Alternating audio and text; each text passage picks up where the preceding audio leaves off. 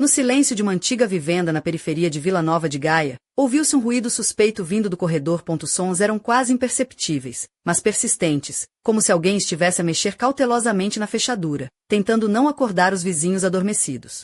Lá fora, ainda reinava a densa penumbra da madrugada, espessa e pegajosa como nevoeiro outonal sobre o Douro. No criado mudo, os números do despertador piscavam em vermelho, 4h37 da manhã. As luzes vermelhas pareciam sinistras na penumbra do quarto, projetando sombras sobre o papel de parede gasto e desbotado. Na cama, ao lado, dormia tranquilamente Ana, com o rosto enterrado na almofada. Os seus cabelos castanhos claros, ligeiramente desarrumados após o sono, espalhavam-se pelo lençol como um padrão antigo, lembrando uma manta velha da casa dos avós em Baião, impregnada do cheiro a lenha e memórias de serões passados junto à lareira. Miguel, esforçando-se para não fazer barulho, deslizou para fora do pesado cobertor de lã que cheirava a pó e detergente barato com um leve toque de lavanda e mel, aquele perfume que Ana tinha apanhado numa promoção no mercado local do Bolhão. Esse aroma sempre o tranquilizava, recordando os primeiros encontros num dormitório da Universidade do Porto, onde partilhavam sonhos sobre o futuro. Ele numa fábrica de metalurgia, ela numa carreira de contabilidade. Agora, estavam alojados provisoriamente na casa da mãe de Ana, já há 3 semanas. Enquanto seu prédio no bairro de Ramalde era alvo de uma urgente reparação das tubagens enferrujadas, que deixavam entrar o frio cortante do inverno do norte, fazendo os vidros das janelas empanar. Com padrões de gelo que pareciam teias de aranha. Pequeno quarto, com as paredes descascadas e o cheiro a fumo da salamandra que a sogra, Dona Vera, alimentava com restos de madeira da quinta, era um espaço agridoces. Dona Vera, que fumava às escondidas, guardava os cigarros usados numa lata de metal debaixo da pia, enquanto os cantos empoeirados testemunhavam que não só os humanos governavam ali, mas também os percevejos que deambulavam pelas noites em busca de migalhas. Miguel caminhou com cuidado pelo corredor, tentando não render o velho tapete gasto, frio e duro como o chão de pedra de um pátio de vinhas abandonadas na região do Douro, onde crescerá jogar futebol entre as vinhas e as adegas. Lá fora, já se ouvia o clangor do elétrico matinal. Os velhos carros deslizavam pelos carris, lembrando que a cidade nunca dormia, mesmo em horas tão impróprias. A linha 7 começava o seu percurso às 5 da manhã, transportando trabalhadores para suas turnos. No prédio ouviu-se um estrondo de porta, ecoando pelos andares. Talvez fosse o tio Mário do 5º andar a ir comprar pão à mercearia 24 horas, ou a tia Zina do 1º, sempre a queixar-se da insônia causada pelo barulho dos caminhões que passavam. Miguel parou, atento, tentando perceber se aquilo era fruto do cansaço da noite anterior. Só ontem ele e Ana tinham ficado até tarde a ver o filme Major, no portátil antigo, enquanto ele bebia umas imperiais para aliviar o estresse do trabalho na fábrica, onde o chefe voltará a gritar por causa da falha no plano de montagem. Agora o ruído tinha mudado para um tilintar discreto. Alguém mexia com cuidado nos frascos de cogumelos em salmoura que Dona Vera preparara no outono na quinta, seguindo a receita da família, com endro e alho. O som parecia o de uma colher ou moedas caindo numa mesa coberta por um plástico gasto, manchado de chá, manteiga e marcas de queimaduras de cigarro. O barulho vinha da cozinha, e trazia consigo uma sensação estranha, inquietante. Não era apenas um ruído doméstico, mas algo que Miguel sentia como um segredo a não despertar, como as histórias que o pai lhe contará sobre fantasmas que assombravam as antigas casas de pedra, vestígios dos tempos da indústria têxtil. A ansiedade crescia, e Miguel, recordando os medos infantis dos rangidos noturnos na casa dos avós, ouviu o coração acelerar, reverberando nas têmporas. Serão ratos ou algum vizinho? Pensou. Naquelas zonas, isso era comum, sobretudo em casas antigas, onde as paredes finas deixavam ouvir até um espirro. Aproximou-se devagar da cozinha, abrindo com cuidado a porta, para não tocar no pano pendurado numa gancho, o mesmo que Dona Vera usava para limpar a mesa depois do jantar, impregnado de gordura, detergente e um leve aroma a vinagre dos picles. Luz tênue do candeeiro lá fora, que atravessava as cortinas desbotadas com padrão de girassóis. Compradas ainda nos anos 90 no mercado, Miguel viu Dona Vera junto ao antigo frigorífico da marca Fagor, que zumbia como um velho caminhão em ponto morto, tremendo às vezes com as variações de corrente elétrica. O seu corpo robusto oscilava ligeiramente, como se dançasse ao som de uma melodia longínqua, talvez a chula, que ela cantava baixinho, recordando os bailes na sede de freguesia. As mãos remexiam nos armários, produzindo um pequeno tilintar de vidro e metal, à procura de algo escondido. A porta do armário rangia, emitindo um som monótono que fazia arrepiar a pele. Como uma faca riscar um prato. Na mesa estava um pacote rasgado de bolachas Santarém, aquelas que Dona Vera guardava 7 chaves, lamentando a dieta e os quilinhos a mais desde que se reformara da fábrica têxtil. Ao lado, uma colher pegajosa com restos de doce de amora feito no verão com frutos da quinta, e na pia um copo sujo com manchas do sumo de frutos silvestres que Ana preparara no dia anterior, adoçado com açúcar e um ramo de hortelã para aroma. O soalho estalou sob os pés de Miguel, como um galho seco numa mata, rompendo o silêncio da cozinha. Dona Vera virou-se brusca, encontrando o olhar de Miguel. Os seus olhos, realçados por rímel gasto, brilhavam numa mescla de medo e raiva, como uma raposa apanhada no galinheiro. O rosto coberto por creme de ervas e mentol, comprado na farmácia da esquina para esconder as rugas do trabalho duro, e os lábios pintados com batom barato cor de cereja madura, moveram-se no murmúrio. Miguel, o que andas aqui a fazer esta hora? Não consegues dormir ou são os teus demônios outra vez? Ela resmungou, como se ensaiasse um papel na peça da rua, sempre a mesma voz severa. As unhas curtas e afiadas, com verniz vermelho lascado, batiam nervosamente no canto da mesa. O bracelete de prata com pendentes em forma de corações cintilava sob o candeeiro, um presente do marido falecido. O robe de flanela que usava, com cinto frouxo, abria-se ligeiramente, deixando entrever a borda de uma camisola de noite antiga, rendada e desbotada, eco dos tempos em que ainda era jovem e cheia de esperança. Só dormir mal, murmurou Miguel, desviando o olhar, sentindo suor nas palmas das mãos. Dona Vera estava ali, como guardiã de segredos esquecidos, ligeiramente curvada para frente, o fôlego pesado com um assobio suave, resultado dos anos de tabaco. O coração de Miguel batia como um martelo na forja da fábrica, mas ele forçou a respiração calma, recordando os ensinamentos de autocontrolo da tropa. A garganta secou, e percebeu que desejava não só água, mas respostas para dissipar o nevoeiro de suspeitas que pairava no ar, mais denso que a neblina do Rio Douro. Dona Vera recompôs-se rapidamente, ajeitou o robe quase derrubando o saleiro de vidro, aquele que Ana ameaçava deitar fora, mas que Dona Vera guardava como um talismã, trazido numa viagem a Lisboa nos anos 80. Ela avançou, arrastando os pés nas pantufas gastas com pompons que Ana lhe oferecerá no aniversário, pôs o bule no fogão e disse com falso tom de preocupação: "Vou pôr água a ferver. Já que não dormes, senta-te aí, que falamos da vida." Miguel lembrou-se da discussão da noite anterior entre Ana e Dona Vera por causa da louça por lavar. A sogra sempre culpava os jovens, resmungando que hoje em dia só vivem agarrados ao telemóvel e a ver séries, sem saberem pôr a casa em ordem, ao contrário da geração dela, que tinha sobrevivido à crise dos anos 90. Miguel acenou, evitando olhar para o armário que rangia, como se zombasse de cada desconforto daquela casa, desde a torneira pingando num ritmo de metrônomo, até as teias de aranha nas prateleiras onde o pó se acumulava em camadas como a neve no inverno. Quando esticou a mão para o pacote do chá, os seus olhares cruzaram-se outra vez. Nos olhos de Dona Vera brilhou algo estranho. Talvez um sorriso irônico, talvez um aviso gelado como o vento de novembro que atravessa a Serra do Marão. Miguel desviou o olhar, lutando com o pacote teimoso que não cedia.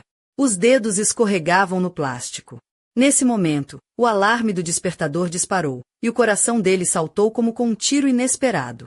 Ana despertou, enrolada no cobertor, murmurando algo sobre o trabalho, enquanto a sogra se endireitou, ajeitou as mechas grisalhas na trança e gritou: "Vai tomar banho, que eu faço as panquecas. Depois vais atrasar-te outra vez para o trabalho e ainda te queixas do chefe por não dar prêmio. Ana, levanta-te, a água já ferveu." Ela lançou um olhar para o armário, como a verificar se não havia ninguém escondido lá dentro, e virou-se para o fogão, resmungando sobre o queimador velho que consumia gás como um buraco negro e as contas da luz que subiam todos os meses. Miguel saiu silencioso, mas na porta topou com Ana, ainda meio adormecida, a cerrar os olhos à luz, esfregando as têmporas para afastar os restos do sono. Esticou-se, mostrando os dentes brancos, de que tanto se orgulhava após a consulta no dentista. Estás tão pálido. Miguel, foram pesadelos outra vez ou a cerveja ontem não caiu bem? Murmurou ela, franzindo a testa ao sinal do despertador, que sempre punha com a melodia de um filme antigo. Miguel assentiu, incapaz de inventar melhor desculpa do que o cansaço do trabalho. Mas a imagem de Dona Vera junto ao armário não saía da cabeça dele, girando como uma cassete emperrada num velho rádio. Fim da primeira parte. Nas primeiras horas da manhã seguinte, a luz cinzenta entrava timidamente pelas janelas da modesta cozinha onde Miguel e Ana tomavam um pequeno almoço.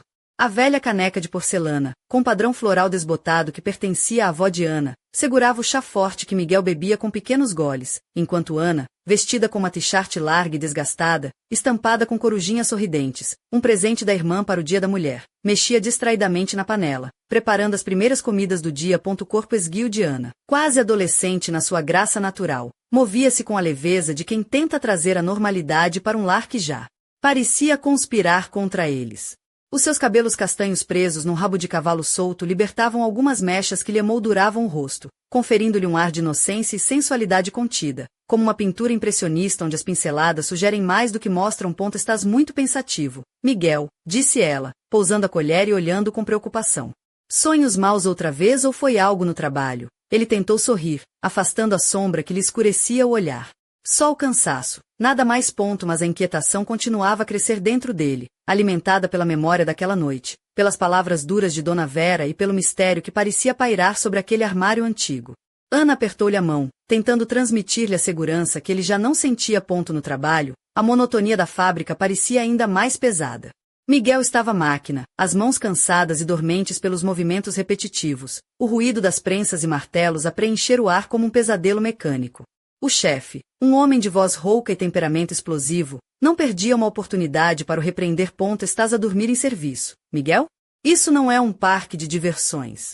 Gritou, fazendo eco pelas paredes metálicas. Os colegas trocavam olhares e sussurravam entre si, enquanto um deles, o Sancho, o mais falador da equipa, palmadinha no ombro de Miguel, brincava. Então, amigo, a Ana voltou a dar-te cabo do juízo com as contas da casa. Miguel abanou a cabeça, murmurando algo sobre cansaço e problemas pessoais. Mas na mente apenas ecoava o rangido daquele armário, o brilho ameaçador nos olhos de Dona Vera e o som do alarme que partirá à noite. Na pausa para o café. Enquanto fumava um cigarro da marca Primeiro, Miguel olhava para o chão sujo do pátio da fábrica, onde as máquinas ruíam como abelhas zangadas. Tentava decifrar se o que se passava era apenas um problema familiar ou algo muito maior, uma rede de segredos e traições que ameaçava engolir tudo que amava. Olha, Miguel, disse Sancho, tentando aliviar o ambiente, se precisares de ajuda, avisa. Não és o único com fantasmas no armário. Miguel riu-se, mas era um riso seco, sem convicção. Sabia que a verdadeira luta estava para começar. Ao regressarem à casa, Ana estava sorridente, trazendo uma sacola cheia de legumes frescos e até um bolo que encontrara numa receita na internet. Tentava trazer alegria para aquela rotina pesada, mas Miguel sentia-se como uma esponja a absorver cada vez mais a água turva do medo e da dúvida. Na cozinha antiga, onde o fogão às vezes se apagava pela corrente de ar que entrava pelas frestas, Ana tagarelava sobre uma colega de trabalho que fizera uma cena no escritório, atirando uma pasta ao chefe em fúria. E tu, quieto como um espião, disse, rindo-se. Miguel mal ouvia, imerso nas suas preocupações, tentando esconder o pânico que a presença constante de Dona Vera lhe provocava. Estás a ouvir-me? Perguntou Ana, franzindo o sobrolho e segurando-lhe a mão, quente e reconfortante, ao contrário do toque gelado que a sogra lhe causava na mente. Ele esboçou um sorriso forçado e disse que estava apenas cansado, mas por dentro sentia-se afundar numa teia de segredos. Mais tarde, quando Ana adormeceu, Miguel levantou-se para verificar a cozinha. O armário estava fechado, mas na sua cabeça o render dos vidros e metais parecia um sussurro de conspiração. Deitou-se de novo, olhando fixamente para o teto rachado, onde uma teia de aranha tremia com a brisa. De repente, sentiu um toque frio e insistente na mão, como o toque de uma sombra antiga. Abriu os olhos devagar e viu Dona Vera, os cabelos brancos soltos sobre os ombros, os olhos em brasa, como brasas a arder na salamandra. Vestia o mesmo robe de flanela, mal amarrado, e uma corrente com um crucifixo pendia-lhe do pescoço. Um presente da igreja onde ia rezar às escondidas. Tenta não acordar a Ana, sussurrou, o hálito a mentol e ervas. Senão a confusão vai ser maior, e ela vai saber quem és na verdade. A mão dela deslizou por baixo do cobertor, e Miguel sentiu o corpo congelar, imobilizado pelo medo e nojo, os músculos a ficarem rígidos, paralisados. Ela ameaçou com voz baixa, mas firme. Não resistas, ou conto-lhe tudo. Como andas a espreitar e a fantasiar. Miguel tentou pensar no casamento, na festa simples na junta de freguesia, nos planos para um filho, para se desligar daquela realidade opressora, mas cada minuto parecia uma eternidade cheia de vergonha e náusea. Quando ela saiu, caminhando silenciosamente pelo tapete gasto, Miguel ficou imóvel, incapaz de recuperar o fôlego. O coração batia descompassado, as mãos tremiam de vergonha e terror, e o corpo arrefecia. Não conseguia acreditar que aquilo lhe estava a acontecer. A um simples trabalhador de Vila Nova de Gaia que sempre tentará viver com dignidade. Fim da segunda parte. Ao romper da manhã, a casa parecia ainda carregada do peso da noite anterior. Ana, vestida com roupão bege macio que realçava sua pele clara, cabelo preso num coque simples e pantufas cor-de-rosa que comprará numa feira, preparava o pequeno almoço com um sorriso tímido, tentando dissipar as sombras que se instalavam no olhar de Miguel. A luz suave da cozinha iluminava o seu rosto delicado, realçando o brilho natural dos seus olhos castanhos e o contorno suave dos lábios, que traziam a promessa de esperança e normalidade. Miguel sentou-se à mesa, esforçando-se por engolir o nó que tinha na garganta. O aroma do café fresco misturava-se com o cheiro a pão acabado de tostar, mas nada conseguia afastar a inquietação que lhe apertava o peito. Ana reparou na sua palidez e perguntou com preocupação se ele não deveria ir ao médico. A voz doce e cuidadosa como a brisa marítima que vinha do Atlântico. Estou bem. Só não dormi bem, respondeu ele, tentando esconder o turbilhão de pensamentos e o medo que o consumia. Mal sabia ela que a verdadeira tempestade estava a crescer silenciosamente sua volta. Mais tarde, quando Ana saiu para falar ao telemóvel com a irmã, Miguel encontrou um pequeno pedaço de papel dobrado que Dona Vera lhe enfiara discretamente na mão. As suas mãos tremeram ao desdobrar o bilhete, onde uma mensagem escrita com letra nervosa e irregular dizia: se não vieres à meia-noite, conto a Ana o que fizeste durante as noites. Não brinques, ou vais perder tudo. O sangue fugiu-lhe à cara, e o papel quase lhe caiu das mãos. Era uma chantagem clara e cruel, mas por quê? O que teria feito para merecer tal ameaça? Miguel olhou para Dona Vera, que permanecia impassível, com um sorriso frio e triunfante nos lábios. Ela conhecia as regras daquele jogo sinistro, num tabuleiro onde ele não passava de uma peça, mas com um destino que ainda não podia adivinhar. O dia passou no nevoeiro de ansiedade.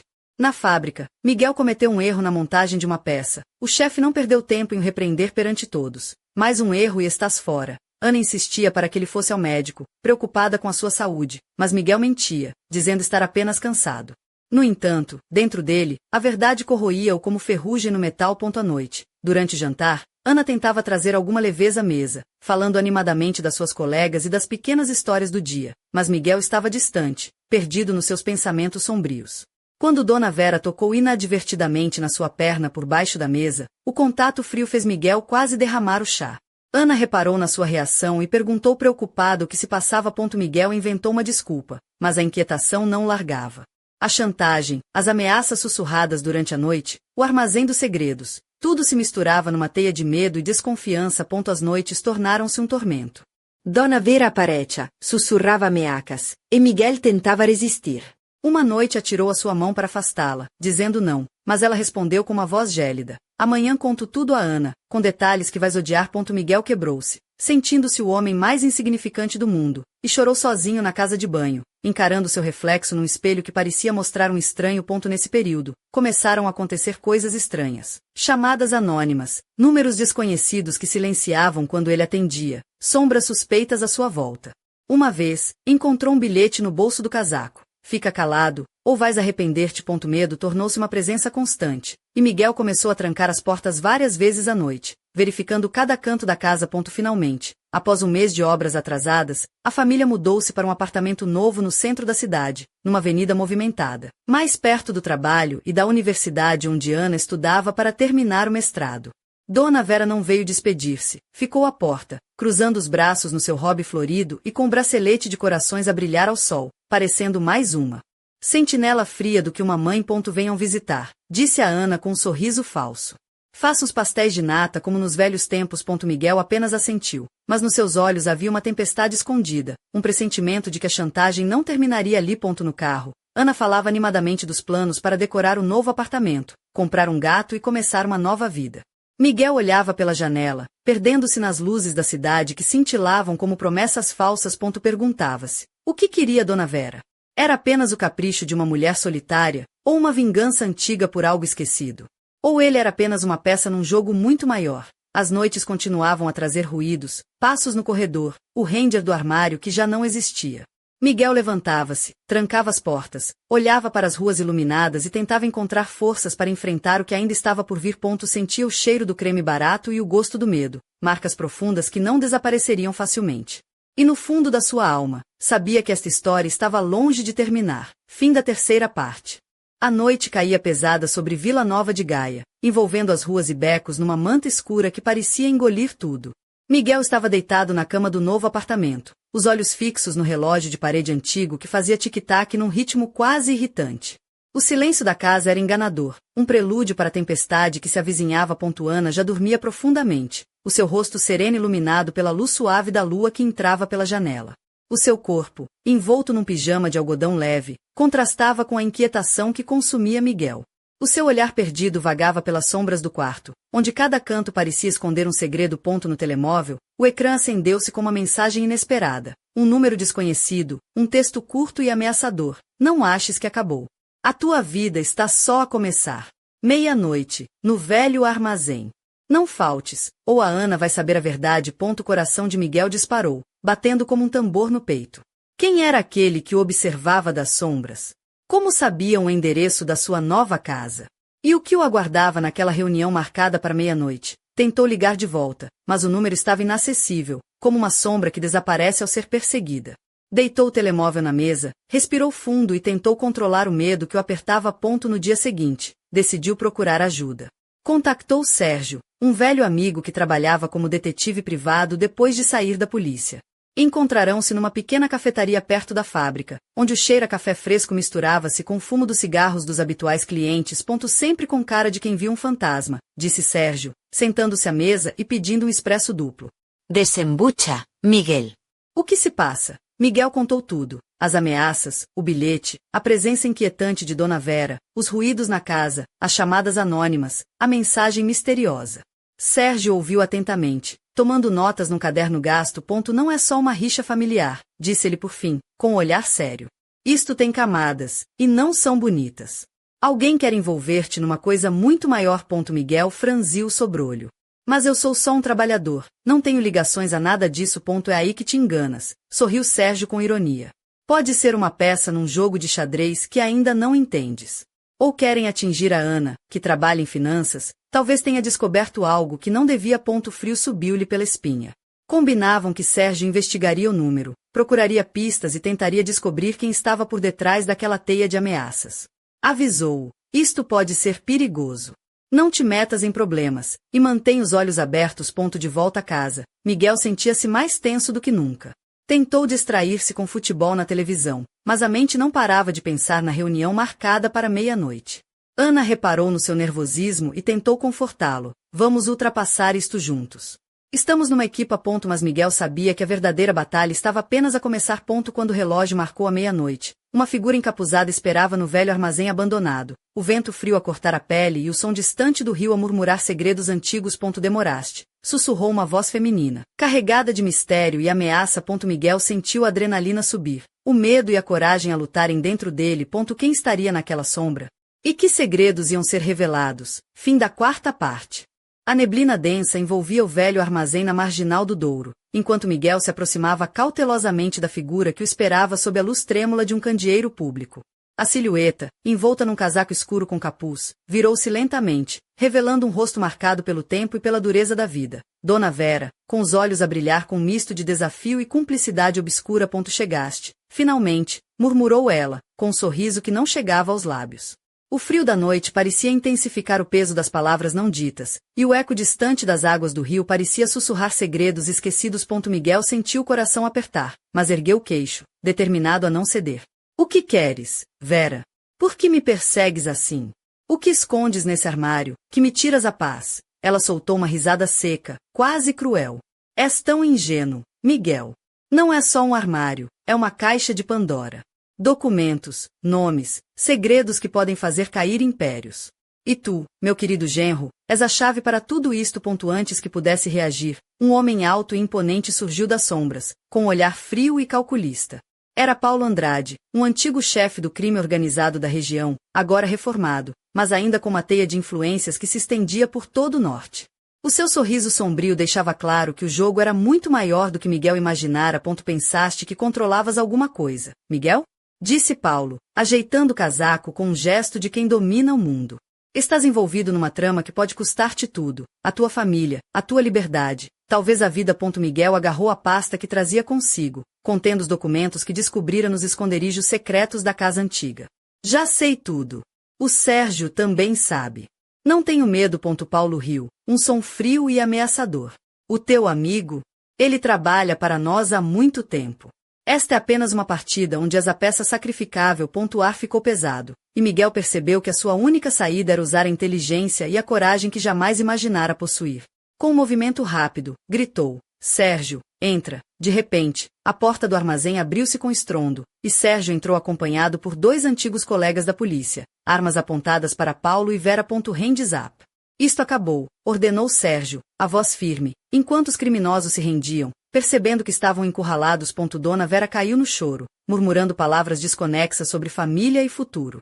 Tentou fugir, mas foi detida por Sérgio, que deixava no ar um cheira-mentol e intrigas antigas. Miguel abraçou Ana, que chegará ao local no momento exato, o calor do seu corpo a transmitir-lhe força e esperança. Apesar das lágrimas e do medo. Sabiam que o caminho ainda era longo. Interrogatórios, julgamentos, uma luta por justiça e sobrevivência.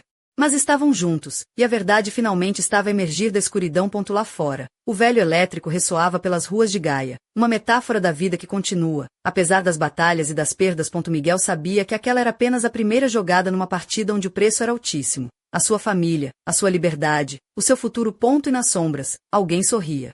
A preparar o próximo movimento. Fim da quinta parte.